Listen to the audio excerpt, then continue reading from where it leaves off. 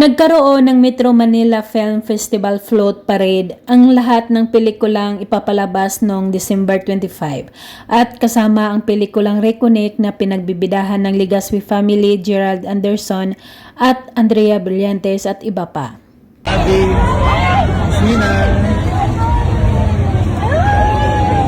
Napakaganda at unique ang kanilang sinasakyan para sa float parade dahil maraming mga frames na nakakabit dito na may mga iba't ibang larawan na nakalagay.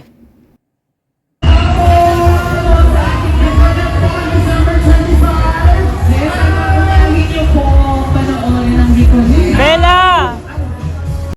Kulay green na may markang Reconnect ang kanilang mga suot na t-shirt. Walang tigil sina Mavi Legaspi, Carmina Villaruel, Gerald Anderson at Soren Legaspi sa pagkaway sa mga taong nadadaanan nila.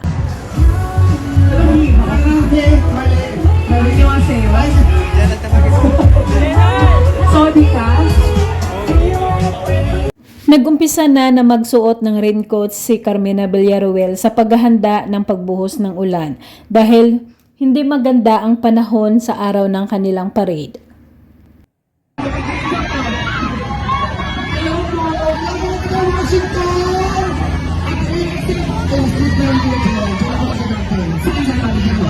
At di nga nagtagal sa kalagitnaan ng kanilang paglalakbay, bumuhos ang malakas na ulan kahit may mga payong silang dala, hindi pa rin ito enough para hindi sila mabasa.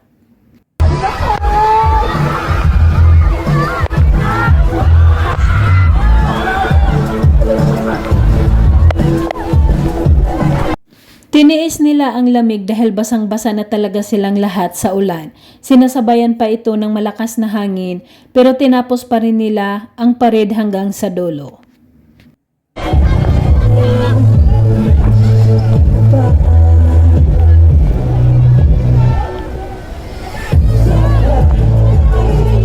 At pagkadating nila sa finish line ng kanilang parade, pinapaakyat silang lahat sa stage para imbitahan ang mga tao na manood ng kanilang pelikulang Reconnect.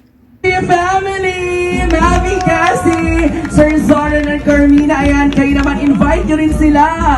Ayan, everyone, please watch Reconnect. Halos wala nang masabi si Mavi Legaspi dahil ayon pa nito, nasabi na lahat ng kanyang kakambal na si Cassie Legaspi ang dapat niyang sabihin.